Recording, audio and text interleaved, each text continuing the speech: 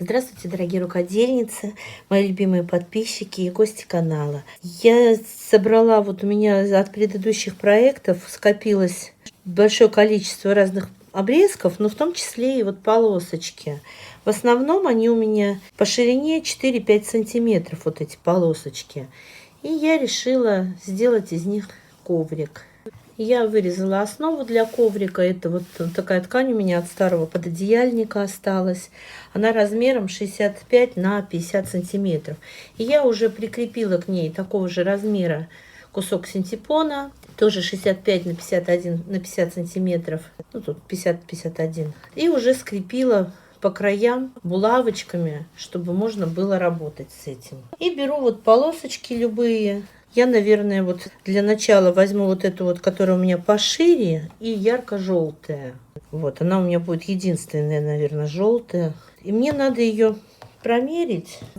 Она у меня 32,5 на 5 сантиметров, но неровная. Я ее сейчас выровняю и продолжим.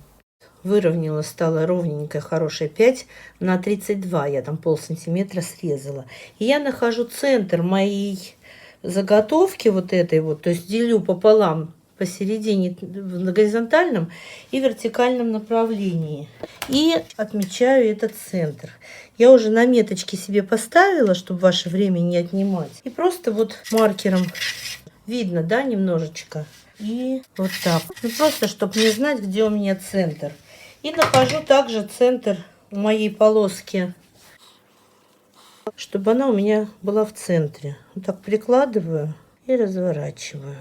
И она у меня будет центральной моей полоской, а к ней я буду пришивать, даже не к ней, а вокруг нее все остальные полоски. Так складываю. Эти полоски у меня, которые вокруг, они все будут 4 сантиметра. Прикладываю и скалываю булавочками. Буду шить прямо по синтепону, все слои вместе прошивать. Скалываю и краешек самый тоже скалываю. И прокладываю строчку так. Прострочила, снимаю булавочки и разворачиваю свою полосочку. Гладить мы здесь не можем, потому что синтепон припечем немножко.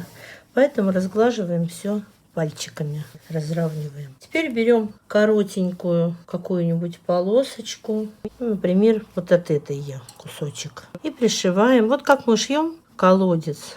Я сюда так пришью. Перед этим прикреплю ее булавочками. Так строчим. Пришили, срезаем лишнее, снимаем булавочки и разворачиваем, расправляем, разглаживаем пальчиками. Следующую берем полосочку и пришиваем уже с этой стороны от желтой сверху. Возьму такую зелененькую. Также прикалываю и строчу. Девочки, в начале и конце каждой строчки я делаю закрепочки. Не забывайте об этом. И длина стежка у меня 4 миллиметра, а натяжение верхней нитки у меня стоит на 7, потому что достаточно толстый сэндвич получается. На 7 я также и одеяло стягаю, когда доходит у меня до этого.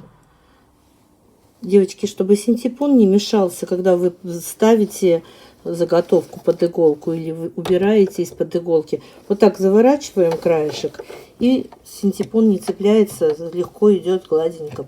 Получается очень удобно.